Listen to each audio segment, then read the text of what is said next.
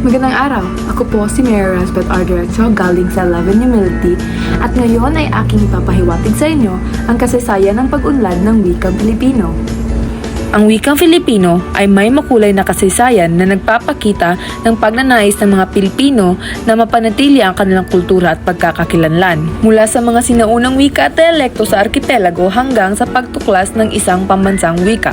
Ito ay nagdala ng pagbabago at pag-usbong. Sa pamamagitan ng simpleng timeline na ito, ating susuriin ang mga pangunahing yugto sa pag-unlad ng wikang Filipino mula sa unang milenyo hanggang sa kasalukuyan.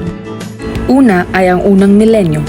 Sa unang milenyong panahon, ang Pilipinas ay mayaman sa iba't ibang mga wika at dialekto dahil sa pagiging arkipelago nito.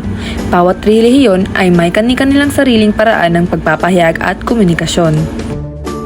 1565, sa panahong ito ay dumating ang mga Espanyol sa Pilipinas. Ito ay nagdala ng malalim na pagbabago sa wika.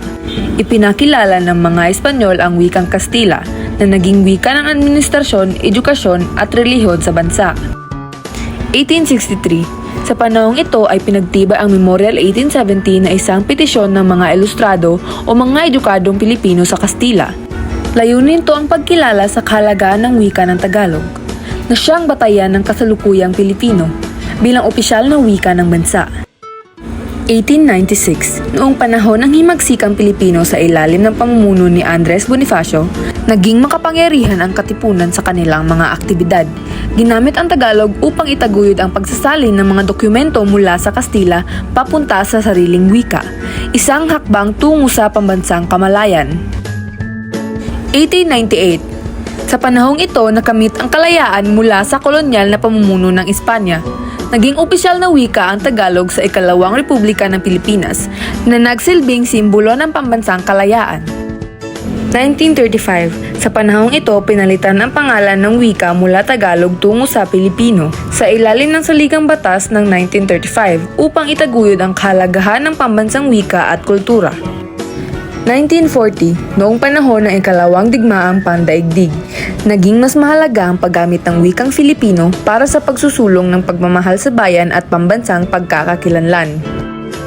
1959, sa panahong ito, itinatag ang surian ng wikang pambansa. Ngayon ay Komisyon sa Wikang Pilipino upang pangasiwaan ang pag-unlad at pagsusulong ng wikang Filipino bilang pambansang wika. 1987, sa panahong ito sa ilalim ng 1987 Konstitusyon, kinilala ang Filipino bilang pangalan ng pambansang wika. Ito ay isang mahalagang hakbang sa pagpapalaganap at pagsusulong ng wika. 2009, sa panahong ito, ang gabay sa ortografiyang Pilipino ay inilabas upang magbigay ng mga tuntunin at patnubay sa tamang baybay at paggamit ng Filipino. 2013, sa panahong ito, ang K-12 program ay inilunsad upang palakasin ang pagtuturo ng Filipino sa mga paaralan. Isang hakbang sa pagpapalaganap at pagpapaunlad ng wika sa edukasyon. Kasalukuyan.